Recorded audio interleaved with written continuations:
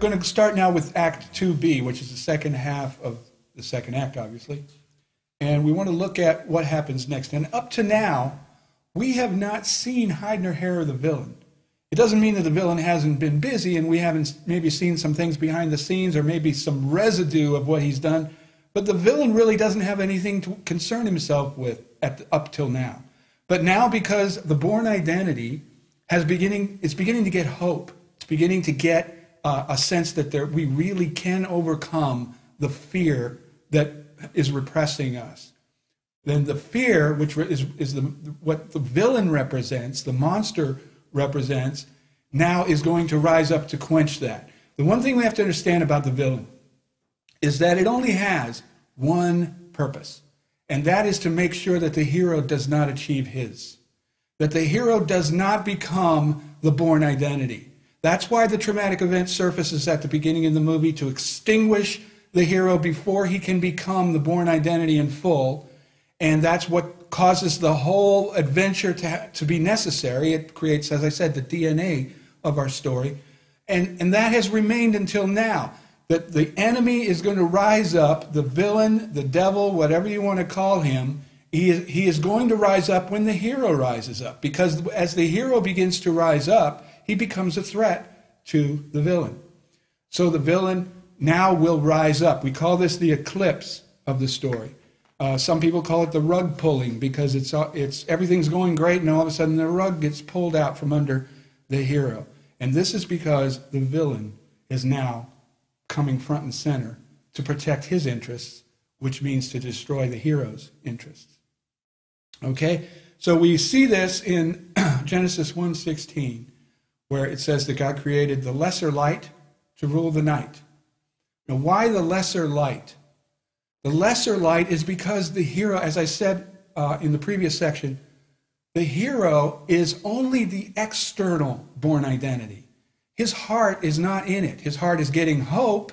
He's brought hope to his heart. There's motivation. The Bourne Identity is starting to rise up, but it's a lesser light until the Bourne Identity rises up fully and becomes the greater light, which we'll see in the second half.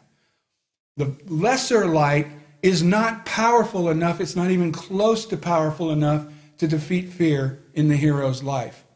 So the villain rises up and he does damage, and he targets the Bourne Identity. He doesn't target the hero. He wants to extinguish hope in the Bourne Identity. Put the Bourne Identity back in repression and keep him there. Because as long as the Bourne Identity is in repression, the villain reigns. The villain rules. And that's the goal of the villain. We call that the eclipse, and we see that in Knights and Dragons when the dragon suddenly appears. We haven't seen the dragon in the story yet. We've heard about the dragon. We've seen the damage that the dragon's done. We've seen fear in the princess that caused her to flee and live among slaves. But we have not seen the dragon.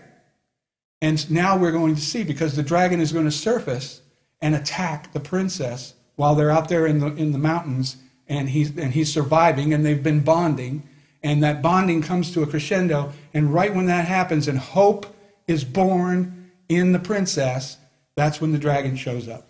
When the dragon suddenly appears, the hero and the princess have been bonding out there in the desert, in the mountains.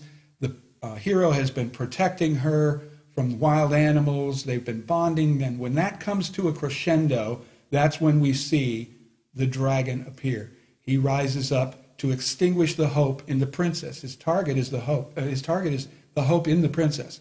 He wants to terrorize her and send her right back into the repression that the hero is trying to draw her out of. And this is a metaphor and a picture of the hero's heart being suppressed by the fear within him. And so when we see that, we know that we've moved into a different level now. We have taken the hero. We haven't seen much of the villain until now, but now we're going to see a lot of the villain, because we have crossed over into his territory on his side of the world, where fear reigns. Also see this example in the movie Aliens, right after the scene we just described, where Ripley is comforting Newt. They're sleeping together in the med lab as mother and daughter, And right after that scene, we see they wake up and they realize that something has happened. The gun that she brought in is gone. Somebody took it. And these alien face huggers that attach themselves to your face and plant an alien seed in your body, they're loose in the room. And it's a very terrifying scene because the room is very small. They can't get out of it. It's been locked, sealed from the outside. The windows are indestructible. And so mother and daughter are trapped with the fear of insignificance. That's what these aliens represent. They use people for their own breeding. And that is what it represents. So the trauma of this has risen up. And that's the dragon, the eclipse, the lesser light surfacing.